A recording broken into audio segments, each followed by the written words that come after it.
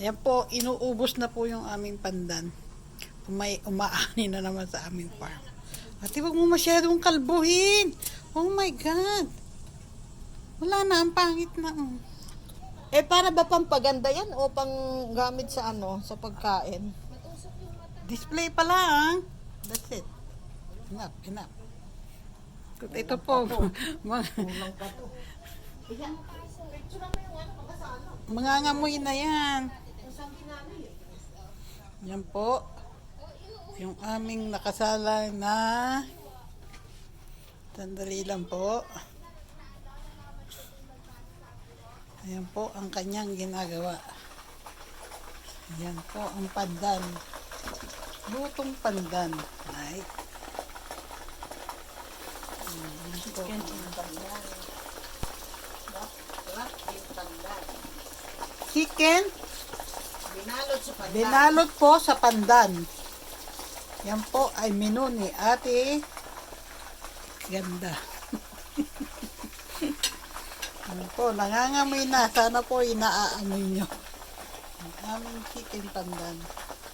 Tapos, saan nyo yung ginawa yan? Yan po, ulit. Ano yan? Anong marinated na ano yan? Toyo? Toyo. Oyster sauce. Hindi kasya yung ano eh. Kaya improvise ko na lang.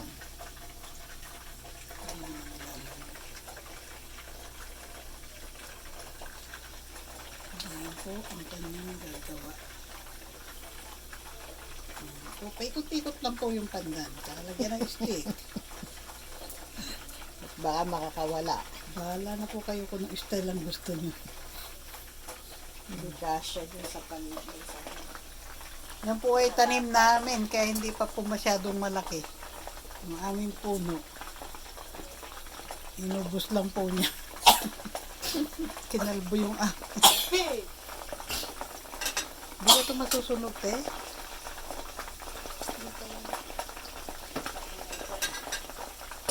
O yan po, pag maingaw daw po, ibig sabihin hindi pa sunog.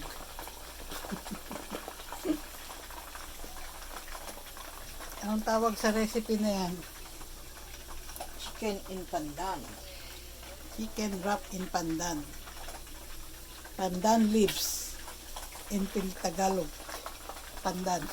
Ano sa Tagalog ang pandan? Yan sa English. Pandan pa din. Yan po ay damo ng Pilipinas. Yan po ay maliit lang. Dinala ko dito galing Pilipinas. Tumubo na siya, kumapal na. In 2 years, 2019, dinala ko dito.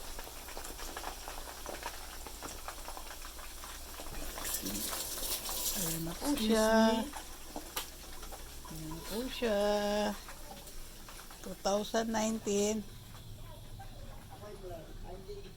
Maliit lang po siya. Nanonood po kami ni Romilin vlog. Mga manyang. Dati po yan lang po siya o yung maliit na yan. Ngayon po marami na umuusbong. Sana po lumaki uli. That was 2019. July. When I come back. Ito po yung aming farm ng malunggay. Ayan po. Laki na ng puno. Dala po kami leaves. Ay buto ng malunggay. Galing Pilipinas. Tumubo po. Meron pong kape. May small farm po kami dito sa may tabi ng bintana. Pag may pagkain kay Carlos, malaki. Kaya pala sabi ko, ba't ang laki? Dati maliit siya. Tinanim po ulit. Hindi po siya tumubo. Yan po siya. Pag marami daw pagkain, Bigay ng brother-in-law po namin sa Pilipinas. tayo lumaki, nagtaka si tayo. Galing din po sa puno niya. Ng pagkain, maliit daw yung Niliit yan o. Ganyan lang po yan ang dinala ko dito. Maliit.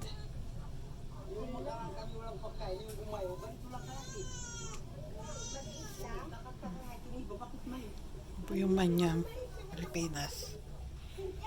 Romelin Vlog.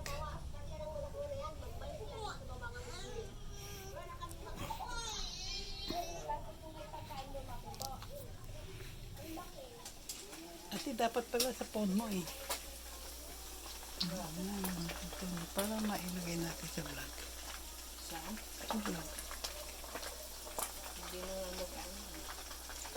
Ito, nag-ano pa to yun. Ayan. Washing it. Dapat ito balot na balot yan. Ipitan mo. Manipis nga eh. Yung lapad niya. Kasi hindi pa yan matanda. 2 years pa lang yan. Ayan. Masarap. Masarap ang lasa. Titikman po natin mamaya. Salamat po. God bless. Sana po ay masaya kayo at blessed. Bye.